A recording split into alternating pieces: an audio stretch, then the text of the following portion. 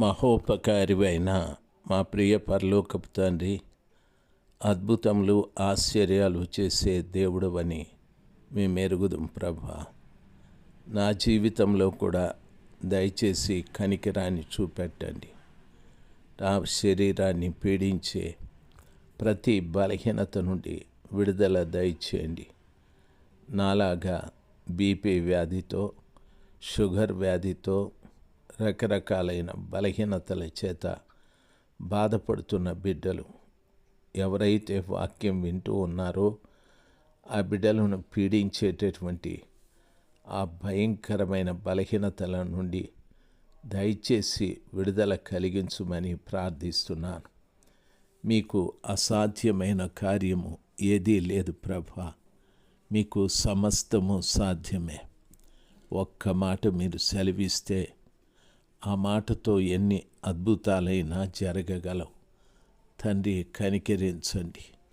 మా అందరి పరిస్థితిని ఎరిగిన దేవుడు మీరు. దయచేసి మీరు కనికరాన్ని చూపెట్టి మీ బిడ్డలమైన మా పట్ల తండ్రి ఒక అద్భుతమైన కార్యాలు జరిగించమని ప్రార్థిస్తున్నాను. మీ నామం మహిమపరచబడాలి, ఘనపరచబడాలి. యేసు ప్రభుల వారి నామంలో ప్రార్థన చేసి వేడుకుంటున్నాను పరలోకపు తండ్రి. Amen, amen. జూలై మాసం 16వ తారీఖు 2024 మంగళవారం. 2వ రాసుల గ్రంథము 20వ అధ్యాయం మొదటి వచనములో ఉన్న విషయాలే చెప్తూ ఉన్నాను. హిజ్కియా రాజుతో, ప్రియులారా, ప్రవక్త యెషయా దేవుని దూతగా చెప్పాడు, నీ ఇంటిని చక్కబెట్టుకోవాలి, లేని పక్షాన నీవు చనిపోతావు అని చెప్పాడు. హిజ్కియా రాజు అందుకొరకై దేవుని పాదాల చెంత కన్నీరు కార్చాడు. తన ఇంటిని చక్కబెట్టుకోవటానికి ప్రభు పాదముల దగ్గర పశ్చాత్తాపపడి ప్రార్థన చేశాడు. మన ఇంటిని చక్కబెట్టుకోవాలి. ఏ రీతిగా చక్కబెట్టుకోవాలి? నిన్నటి దినాన ఒక గృహమును మీకు చెప్పాను. మన ఇంటిలో పరిశుద్ధులకు ఆశ్రయము ఉండాలి, లోకస్తులకు కాదు అని చెప్పాను. మీకు తెలిసిన విషయాలే మాట్లాడుతూ ఉన్నాను. 2వ రాసుల గ్రంథము 4వ అధ్యాయంలో మీరు ఎరుగుదురు. ఎలీషా షూనేము పట్టణానికి పోయినప్పుడు అక్కడ ఘనురాలైన ఒక స్త్రీ భోజనమునకు రమ్మని అతని బలవంతము చేశాది గనుక అతడు ఆ మార్గమున వచ్చినప్పుడెల్లా ఆమె ఇంట భోజనము చేయించు వచ్చేవాడు. కాగా ఆమె తన బెనిమిటిని చూచి, మన యొద్దకు వస్తూ పోతున్న ఆ వ్యక్తి భక్తిగల దైవజనుడని నేను ఎరుగుదును. కావున మనము అతనికి గోడ మీద ఒక చిన్న గది కట్టించి అందులో అతని కొరకు మంచము, బల్ల, పీట, దీపస్తంభము ఉంచుదము అని మనవి చేశాది. ప్రియులారా, ఈ షూనేమీరాలు పేరు చెప్పబడలేదు. ఆమె భర్త పేరు కూడా చెప్పలేదు. అయితే ప్రవక్త గారు ఎలీషా గారు ఆ పట్టణానికి వచ్చినప్పుడంతా మా ఇంట్లో భోంచేయాలని మాత్రం బలవంతం చేశాది.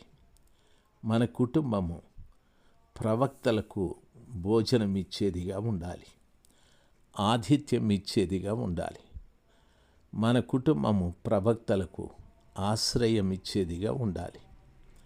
దేవుని పిల్లలు గమనించాలి. షూనేమీరాలు, షూనేమీయులు అందగారు అందంగా ఉంటారు. తరువాత ఈమె కుటుంబ పరిస్థితి, తన భర్త వృద్ధుడు, తనకు సంతానం లేదు. అయితే వీరు ఆస్తిపరులే. తన భర్త వ్యవసాయము చేయించేవాడు. తాను అందగత్తె, యవనస్తురాలు, సంతానము లేదు. వృద్ధుడైన తన భర్తతో ఎంతో సఖ్యతతో, ఐక్యతతో, ప్రేమతో గడుపుతూ ఉంది. చాలామంది ఈ రోజున యవనస్తులైన భర్తలతోనే సరైన రీతిగా కాపురము చేయడం లేదు. చాలామంది ఈ రోజున యవనస్తురాండ్లైన భార్యలతో కాపురాలు చేయడం లేదు. ఎక్కువ అక్రమ సంబంధాలు, ఎక్కువ పనికిరాని కార్యాలు ఈ రీతిగా గడుపుతూ ఉన్నారు. దయచేసి ఈ వాక్యాన్ని వింటున్నటువంటి బిడ్డల జీవితాలలో అవి ఉంటే మానండి. దేవుని పిల్లలుగా ఒక మంచి జీవితాన్ని జీవించండి. దేవుడు మిమ్మల్ని ప్రేమించి ఇచ్చిన భర్త ఎలాంటి వాడైనా, వాడు అందగాడైనా, అనారోగ్యముతో ఉన్నా, లేక అందవిహీనుడైనా, ఆర్థికంగా అంత స్తోమత లేనివాడైనా, ఎవరైనా శూనేమిరాలులాగా అతనితో చక్కగా దాంపత్యాన్ని నిర్వహించడం అది దేవుని పిల్లల ధర్మం. మీరు అన్యులు కాదు. ఒకవేళ భర్త కూడా తన భార్య అందము లేకపోయినా, ఆరోగ్యము లేకపోయినా, తన భార్య ఇంటి వారు ఆర్థిక స్థితి సరిలేకపోయినా ఆమెని తోలనాడకూడదు, ఆమెని కించపరచకూడదు. ఆమెని ప్రేమించాలి. ఆమెతో పాటు కలిసి సహజీవనము చేయాలి. అది క్రైస్తవ ధర్మం. దేవుడు ఆ రీతిగా చెప్పాడు. దేవుడు జతపరిచిన వారిని ఎవరు విడతీయకూడదోనని. ఆ రీతిగా ప్రభు పిల్లలైన మీకు నా మనవి, ఏ కుటుంబంలోనైనా నేను ఇదివరకు చెప్పినట్టు అవలక్షణాలు ఉంటే మార్చుకోండి. భార్యతో ప్రేమగా ఉండండి, భర్తతో ప్రేమగా ఉండండి. శూనేమిరాలు చూడు, శూనేమిరాలు అందగత్తె, యవనస్తురాలు, తన భర్త వృద్ధుడు అయినా సంతానం లేదు. తానేమాత్రము కూడా తాను దుఃఖపడలేదు, విచారించలేదు.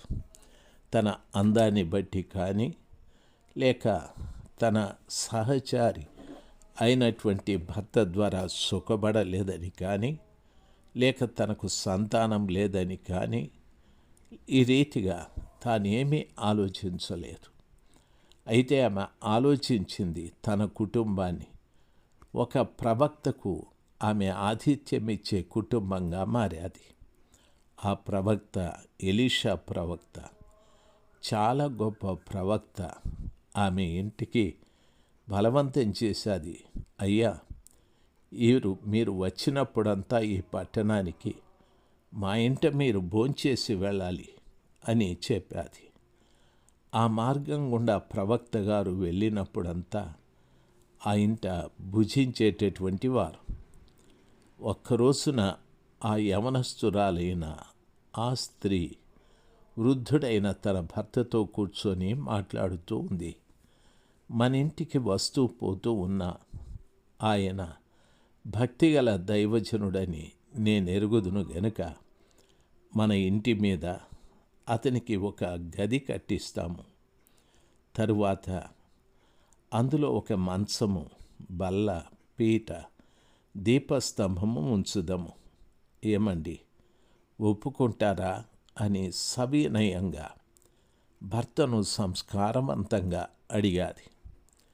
భర్త తనకి ఎంత అవకాశం ఇచ్చినా దాన్ని దుర్వినియోగం చేసుకోలేదు. భర్త అనుమతితోనే ఆ ప్రవక్తకు తన ఇంటి మీద ఆశ్రయమును కూడా కట్టాది. అది కూడా అనుకూలమైన ఆశ్రయం.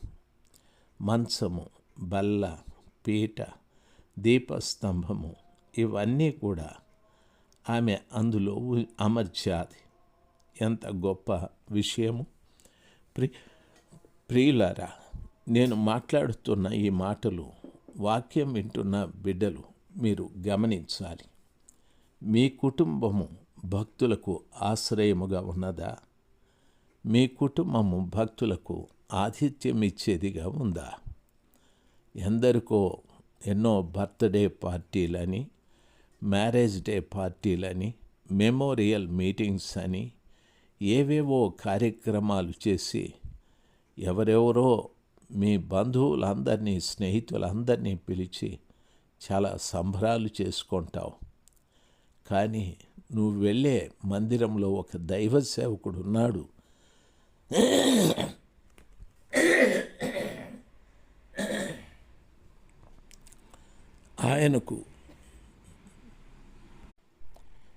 ఆయనకు ఆతిథ్యం ఇవ్వాలని, ఆయనకు ఆశ్రయం ఇవ్వాలి అని ఏనాడు నీకు తోచలేదు కదా? ఎంత పొరపాటో దయచేసి గమనించాలి. ఆ కుటుంబం ఎంతో దీవించబడ్డది. వారి జీవితంలో ఎప్పుడూ జరగదు అనుకున్న కార్యాన్ని దేవుడు జరిగించాడు. ఒక అద్భుతం, వారికి ఓ చక్కటి కుమారుని దేవుడు ప్రసాదించాడు. దేవుని బిడ్డలు, మీరు బాగా గమనించాలి. మీ కుటుంబము ఆతిథ్యం ఇచ్చే కుటుంబంగా, ఆశ్రయమిచ్చే కుటుంబంగా మారాలని నా ప్రార్థన. ఈ రోజు నుండి మీలో అనేక మంది భక్తులు ఉన్నారు. వారికి ఆశ్రయము, ఆతిథ్యం ఇచ్చే బిడ్డలుగా మారుదురుగాక. ఆమెన్. మొదటి వచనమే చెప్తూ ఉన్నాను.